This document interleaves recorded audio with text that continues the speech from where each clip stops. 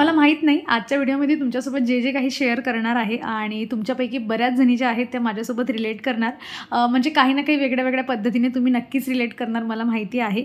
आणि मी तुम्हाला आता शेअर करतेच, ही पहिली गोष्ट मी तुमच्यासोबत शेअर करते। त्याच्या आधी welcome back to my channel. कसे आहात तुम्ही सगळे? अपेक्षा करते खूप छान मस्त आणि मजेत असणार। तर मी आता इथे घेतलंय थ्रेडिंग करायला। म्हणजे तुम्ही जर नवीन असाल चॅनलवर तर जरा माझ्या आयब्रोचं इंट्रोडक्शन मी तुम्हाला जे आहे ते देऊन देते शॉर्टमध्ये। माझे आयब्रो खूप जास्त थिक आहेत, त्यातल्या त्यात जॉइंट आयब्रो असतात ना, म्हणजे अगदी जिथे आपण टिकली लावतो तिथेही मला भरपूर केस आहेत। आता ते एवढे दिसत नाही कॅमेरामध्ये आणि म्हणजे आपण नेहमी थ्रेडिंग करत राहिले की बरेचसे केस जे असतात तिथे उगणं त्यांचं कमीच होऊन जातं। पण मला लहानपणी आठवतं की मला टिकलीही लावता यायची नाही, म्हणजे गंधकही लावलं ना तरी तेही केसांच्या वर असं येऊन जायचं।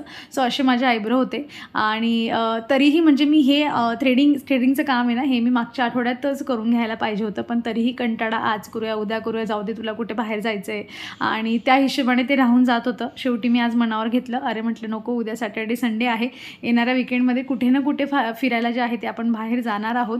कारण आता वातावरण पण थोडं निवांत झालेलं आहे, त्यामुळे कुठे ना कुठे जाणं होईलच। 2 आठवडे काही कुठे जाता येत नव्हतं, म्हणून प्लॅन चालला आहे की कुठे जवळपास जाऊन येऊया। मग तेव्हा असं वाटतं की नको, जरा आपल्याला जमतंय मग ह्या गोष्टी तरी आपण करून घ्यायला पाहिजे।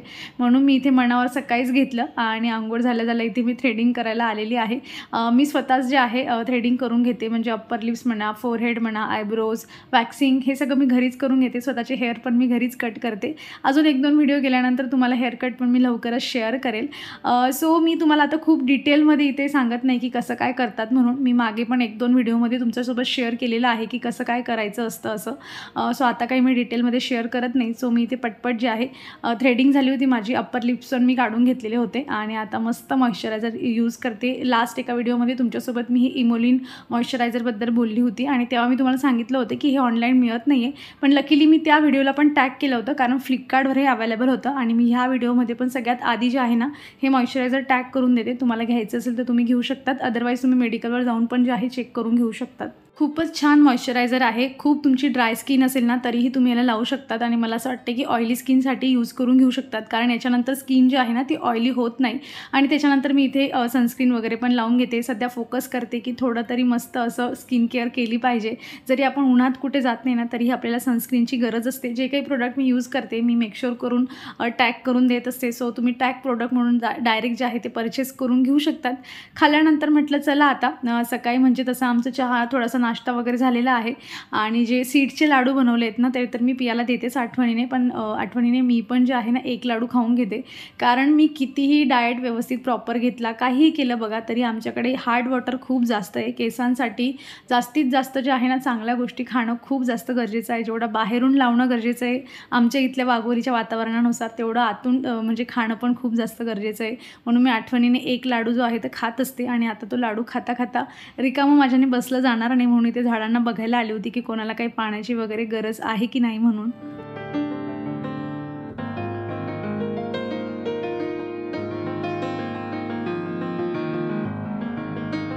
काल आम्ही असंच जरा बाहेर गेलो होतो आणि रस्त्यातच हे जे होते ना, म्हणजे असे छोटे टॉयज विकणारा एक मनुष्य बसलेला होता आणि पियाचं चाललं होतं की मला हे काय हुला हूप म्हणतात आय थिंक याला, मला हे पाहिजे म्हणून। आणि तिला रात्री तर काही एवढं व्यवस्थित जमत नव्हतं, पण आता सकाळी उठल्यावर तिला खूप वेळ जमायला लागलं, म्हणून ती आनंद होती की नाही मम्मा, म्हणजे आम्हाला असं वाटत होतं की हे चुकीचं आमच्याने घेतलं गेलं आहे, म्हणून काहीतरी वेगळ्या असं डिझाईनचं वगैरे घ्यायला पाहिजे होतं।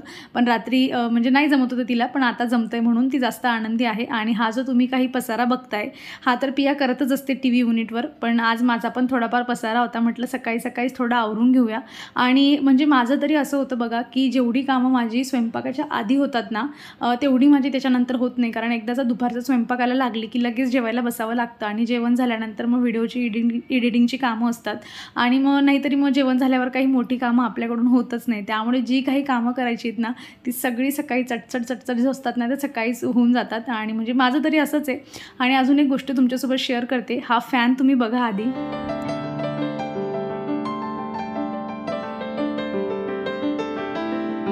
एवढा खराब फॅन ना जेव्हापासून आम्ही हे घर घेतलं आहे ना तेव्हापासून पहिल्यांदा झालेला आहे. म्हणजे मी स्वतःहूनच केलं असं म्हणायला हरकत नाही आहे. आणि जेव्हापासून माझं हे असं एक्सपांडेबल डस्टर मी घेतलेलं आहे ना ते घेतल्यापासून तर मी कधीच खराब होऊ देत नाही फॅन. मी लगेच क्लीन करून घेते, म्हणजे मला कापडने सुद्धा क्लीन करायची गरज पडत नाही. पण माझं न क्लीन करण्यामागचं लॉजिक मी आता तुम्हाला सांगते आणि तुमच्यापैकी असं किती जण करतात मला नक्कीच सांगा. तर बघा, म्हणजे उन्हाळ्यामध्ये आपले सगळ्याच रूमचे भरपूर फॅन चालू असतात आणि जेवढा फॅन जास्त फिरतो तेवढा त्याच्यावर धूळ पण बसत असते.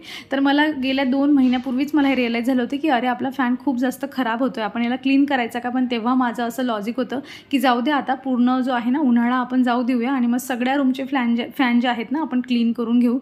कारण परत परत क्लीन करण्यात काही अर्थ नाही, कारण उन्हाळ्यामध्ये धूळ पण असते आणि असं व्हाईट कलरचा फॅन असला की मग तो लवकर खराब पण दिसायला लागतो. म्हणून मी त्याला करत नव्हती आणि मग ते पुढे ढकलत म्हटलं जसा उन्हाळा संपला की आपण याला क्लीन करूयात. आणि आता मलाच त्याचा एवढा पस्तावा होतोय, म्हणजे मला एवढी त्याची डीप क्लिनिंग करावी लागली ना, त्यापेक्षा मी 15 दिवसातून एकदा ते डस्टर घेतलं असतं आणि नुसतं त्याच्यावरची धूळ जरी झटकून घेतली असती ना तरी मला एवढी क्लीन करायची गरज पडली नसती. पण चला असो, खूप मेहनत लागली मला याला क्लीन करण्यासाठी, कारण माझी हाईट पण पुरत नव्हती.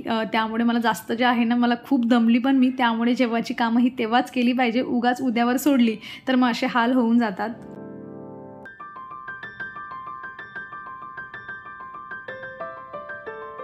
फॅन पुसताना हाल तर झालेच आहे, पण तुम्ही घरामध्ये बघा किती अजून पसारा झाला आहे. हे परत मला झाडू मारून घ्यावं लागेल. आणि त्यातल्या त्यात हे सगळ्या पिलोवर उभी राहिलेली होती मी, त्या पण सगळ्या खराब झालेल्या आहेत. चेअरवर पण भरपूर धूळ पडली होती. आणि अजून एक महत्त्वाचं काम म्हणजे की पियाला पण ट्युशनला जायचं आहे. सो मी पटापट फॅन हा एवढा क्लीन केला आणि म्हटलं बाकीच्या गोष्टी करूयात नंतर. आधी जे आहे पियाची तयारी करते आणि हिला आधी ट्युशनला पाठवते, म्हणजे मग माझ्याकडे 2 तास उरतील आणि ह्या 2 तासामध्ये मी काही ना काही जे आहे मला एक्स्ट्राचं काम जे आहे ते करून घेता येईल. सो ती स्कूलला जाओ, ती ट्युशनला जाओ, ती तिच्या मैत्रिणीकडे खेळायला जात असेल तरीही ती अशाच पद्धतीने मला अगदी बाय करून जाते. तिला असं वाटतं की काय मी मम्माला किती वेळसाठी सोडून चाललेली आहे. या सगळ्या गोष्टी छानही वाटतात, पण आपल्या मागे जेव्हा कामं असतात ना तेव्हा एक एक मिनटं आपल्यासाठी किती महत्त्वाचा असतो हे तर तुम्हाला माहितीच आहे. आणि हे सगळं म्हणजे मिंत्राचे वगैरे पार्सल पण होते, ते पण रिटर्न जाणार आहेत. त्यासाठी मी इथेच सगळा पसारा करून ठेवला आहे तो, की नंतर कुठे घ्यायला जायची गरज नाही, इथल्या इथे दिले जातात मग. आणि आता एवढं सगळं जे होतं तुम्ही बघितलंच की खाली फ्लोअरवर किती जास्त डस्ट पडलेली होती. आता म्हटलं ही झाडूनच काढायची, घर पुसावंच लागेल. तर त्या हिशोबाने अजून एक्स्ट्रा काम जे आहे ते आपलं झालं पाहिजे. मागच्या एका दिवशी मी टीव्ही युनिट क्लीन करून घेतलं होतं, पण ही वरची जी एक शेल्फ आहे ना ती काही मी क्लीन केलेली नव्हती. आणि अशा कामात काम झाले ना की असं वाटतं की नंतरचं जे म्हणजे एक्स्ट्राचे परत काम करायची गरज राहत नाही आपल्याला. मग तेव्हा आपल्याला वाटते की चला हे पण करून घेऊ, ते पण करून घेऊ. असं करता करता मी ही शेल्फ पण क्लीन केली आणि ती इतकी खराब झाली होती, एवढी धूळ होती तिच्यावर. आणि म्हणजे जिथे आपला हात पोचत नाही ना तिथे असं होतं की आपली जास्त क्लिनिंग होत नाही तिथे जास्त. त्यामुळे ती माझी काही क्लीन होत नव्हती. पण आज तीही फॅनच्या निमित्ताने बघा, हे एक गोष्ट तर चांगली झाली की फॅन उशिरा मी असा क्लीन करून घेतलं, त्यानिमित्ताने माझी शेल्फ पण जी होती ती क्लीन होऊन गेली. आणि आता झाडू वगैरे मारून घेते घराला आणि मग घर माझं क्लीन झालेलं असणार.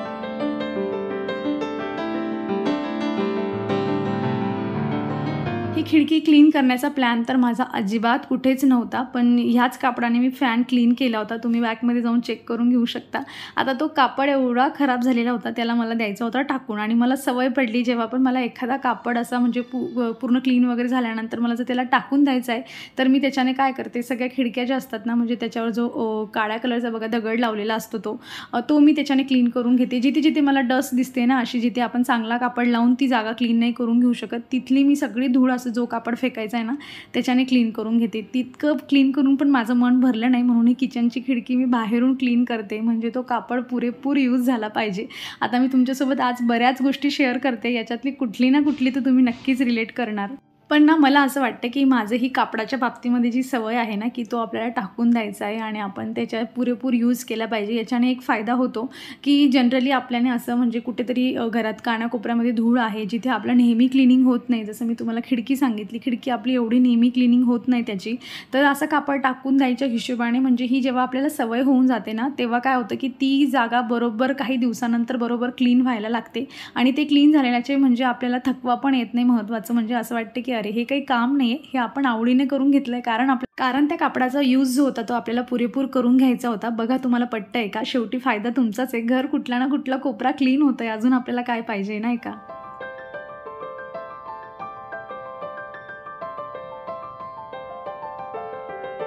आजची बरीच अशी एक्स्ट्राची कामंही झालेली आहेत आणि जी गरजेची होती तीही झाली आहे. 11:15 वाजले आहेत आणि मी आता जे आहे स्वयंपाकाला लागलेली आहे, कारण 12 वाजेपर्यंत मला स्वयंपाक बनवून मोकळं व्हायचं आहे, म्हणजे लगेच जेवायला बसता येतं. तर आज जेवणामध्ये आंब्याचा रस बनवते मी आणि मिरचीची भाजी बनवायची आहे. एक नॉर्मल मी तुमच्यासोबत याच्या आधी पण शेअर केलेली आहे, तर एक क्विक रेसिपी मी पटक्यात तुमच्यासोबत शेअर करून देईल.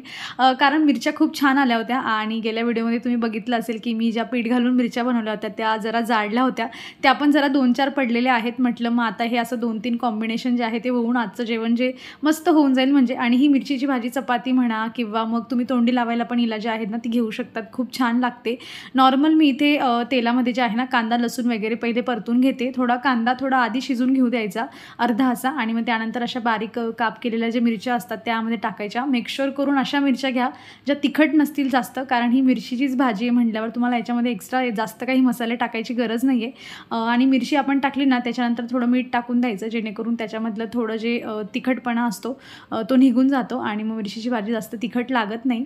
जोवर इकडे मिरची आणि कांदा वगैरे शिजत होता तोवर मी लगेच इथे आंब्याचा रस जो आहे तो बनवून घेते.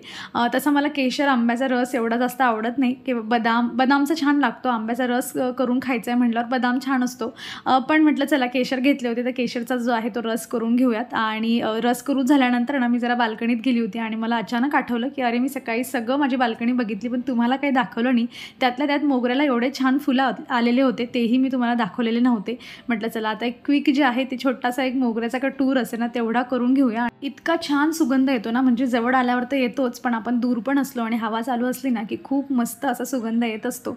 चला माझी भाजी बनवून झालेली आहे. मी नॉर्मल ते परतून झाल्यानंतर थोडे सुके मसाले त्यामध्ये घातले आणि शेंगदाण्याचं कूट घातलं होतं. थोडं पाणी टाकून शिजवून घ्यायचं आणि मस्त भाजी तयार होऊन जाते.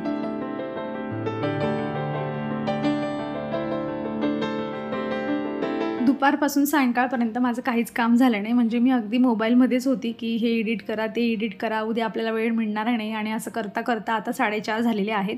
म्हटलं जरा वेळाने चहा ठेवायची वेळ झाली, त्याच्या आधी काहीतरी एखादं काम झालं पाहिजे जे आजच्या काउंटमध्ये म्हणजे जे आपले काउंटिंग असते ना त्याच्यामध्ये एखादं ॲड होईल असं. आणि ही मॅट होती, ही बऱ्याच दिवसापासून मला वॉश करायची होती, म्हणजे ही माझी नाही आहे, भावाची आहे ती.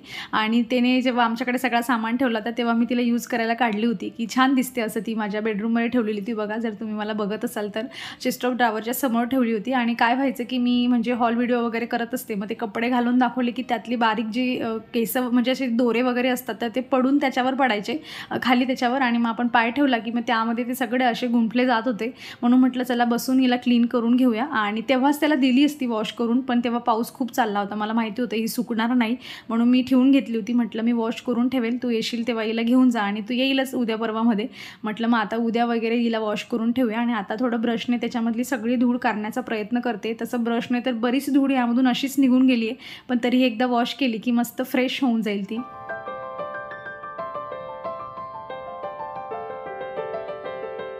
आता मी तुम्हाला बोटांनी तेच सांगायचा प्रयत्न करत होते की 6 वाजलेले आहेत मी आणि आता दुपारचे भांडे घसते. म्हणजे मोस्ट ऑफ माझं असं मी पडू देत नाही भांडे, म्हणजे रात्रीचे तर मी जेवण झाल्यावर लगेच घसत असते, पण दुपारचं असं होतं की जेवण झाल्यानंतर म्हणजे तो जो टायमिंग असतो ना, म्हणजे 12:15ला माझा व्हिडिओ तुमच्यापर्यंत पोहोचत असतो, तर मग ते जेवण झाल्यानंतर ती क्युरिओसिटी असते आपल्याला, ओके काही कमेंट्स आला आहे का बघून घेऊया, किंवा काही राहिलं तर नाही आहे डिस्क्रिप्शनमध्ये, काही सुटलं तर नाही द्यायचं, असं तो जो 1 तास असतो ना त्यामध्ये चालला जातो. पण मी मेकश्युअर करून असं ट्राय करते की तेवढ्या जेवण झाल्यावर 1-1.5 तासामध्ये भांडे आपले घसले गेले पाहिजे. पण आज मी तुम्हाला बघा आधी पण म्हणली की दुपारपासून काही कामच झालं नाही माझं, आणि म्हटलं आता जाऊ द्या, चहा पिल्यावरच सगळे भांडे जे आहेत ते एकसाथच आपण सगळे क्लीन करून घेऊया. दुपारी फक्त मी किचन तेवढा क्लीन करून ठेवला होता आणि सगळे भांडे जमा करून ठेवले होते, आणि आता जे आहे ते सगळे क्लीन करते. आणि हे करता करता जवळजवळ 6:30 झालं होतं मला, आणि म्हटलं चला आता दिवाबत्तीला लागूया आणि मग बाकीच्या पुढच्या कामांना जे आहे ते आपली सुरुवात करूया. इथून जरी तुम्हाला हे सगळं बारीक सारीक जो पसारा दिसतोय ना हा पियाचा आहे, आणि ती अजिबात मला उचलू देत नाही. आणि मीही ठरवलं आहे की जाऊ दे आता, तेवढं व्हॅकेशनचे अजून 8 दिवस उरलेत तिचे, त्याच्यानंतर मग स्कूलला जाईल तर मग काय एवढा वेळ राहणार नाही तिच्याकडे, त्यामुळे तिलाही तिच्या मनासारखं जगू दिलं पाहिजे.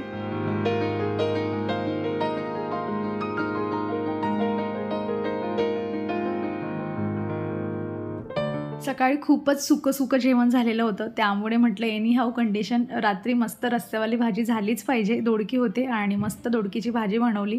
नेहमी मी तुमच्यासोबत जो मसाला शेअर करते ना, शेंगदाण्याचं कूट वगैरे, तसा तोच मसाल्याची जी आहे ना ही भाजी बनवलेली आहे. रेसिपी म्हणून काही शेअर नाही केली, कारण बऱ्याच वेळा वेगवेगळ्या पद्धतीने तो मसाला मी तुमच्यासोबत शेअर केलेला आहे. पण त्याच्याने भाजी खूप छान होते आणि त्यातल्या त्यात जर तुम्ही कूटवाली भाजी रात्री खाताय मग काही प्रॉब्लेम नाही आहे. मग छान पण लागते ती. आणि आता फक्त चपात्या ज्या होत्या त्या मला करून घ्यायच्या होत्या. आता पटपट चपात्या झाल्या की मग जेवण झालं की मस्त किचन क्लीन करायचं आणि आपण निवांत. असं जरी वाटत असेल तरी असं होत नाही.